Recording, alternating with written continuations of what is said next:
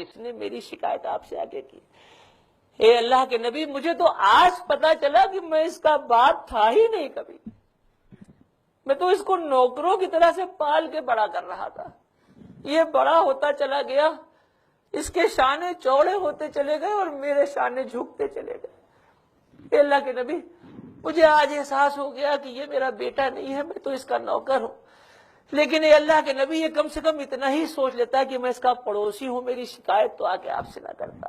اے اللہ کے نبی آج مر جانے کا لمحہ ہے کہ دعاؤں سے, منتوں سے, مرادوں سے میں نے اس کو مانگ کے پال کے اتنا بڑا کیا, اور آج یہ میری شکایت کرنے کے لیے آپ سے آیا ہے.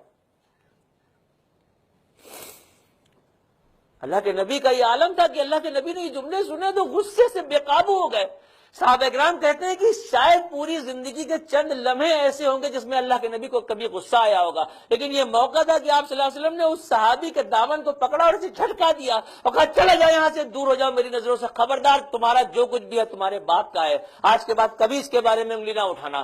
باپ کے مرتبے کی انتہا کو اللہ کے رسول نے اس طرح سے عیاں کیا کہ یہ سچ ہے, قانونی اعتبار سے آپ جو کچھ بھی کما رہے ہیں اس پہ آپ کا حق ہے, لیکن اس کا یہ مطلب نہیں ہے کہ آپ اپنے باپ کو حقارت کی نگاہ سے دیکھتے ہوئے تکلیفوں اور پریشانیوں میں چھوڑ دیں. صحابہ اکرام کا جب ذکر آتا ہے تو صحابہ اکرام کے بارے میں ہمیشہ سے یہ کہا جاتا ہے کہ جب صحابہ اکرام کا نام لو تو رضی اللہ تعالی عنہ لگاؤ. اس کا مطلب کیا ہوا کہ اللہ ان سے راضی ہو گیا. ہمارے علم میں جو چیز ہے وہ یہ بتائی گئی ہے کہ سارے کے سہارے صحابی بخشے بخشائے جنتی ہیں, ان کا کنفرمیشن اللہ کی طرف سے. یہ آپ سب جانتے ہیں اس بات کو کہ نہیں جانتے ہیں؟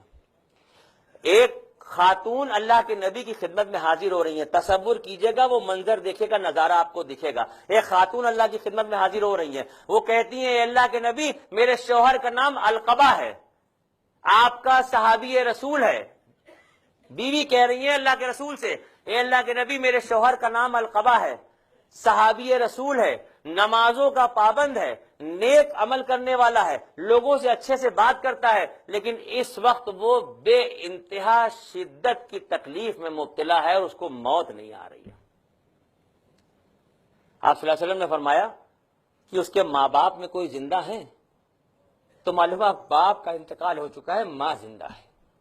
ایک صحابی کو حکم ہوا کہ جاؤ اس کی ماں کو بلا کے لاؤ.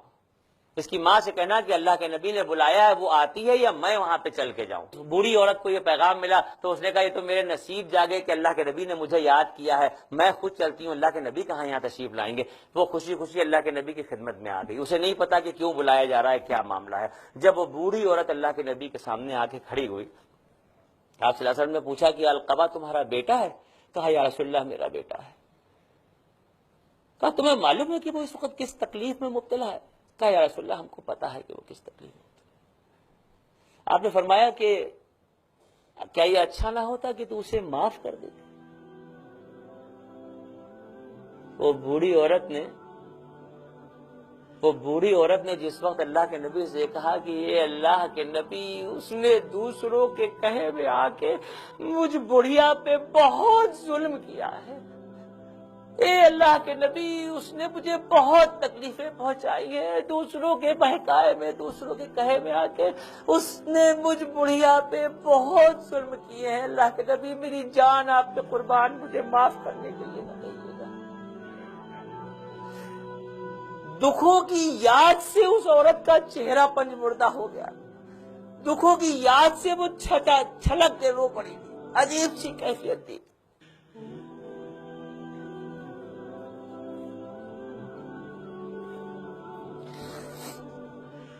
آپ صلی اللہ علیہ وسلم نے فرمایا اگر معاف کر دیتی تو زیادہ بہتر تھا.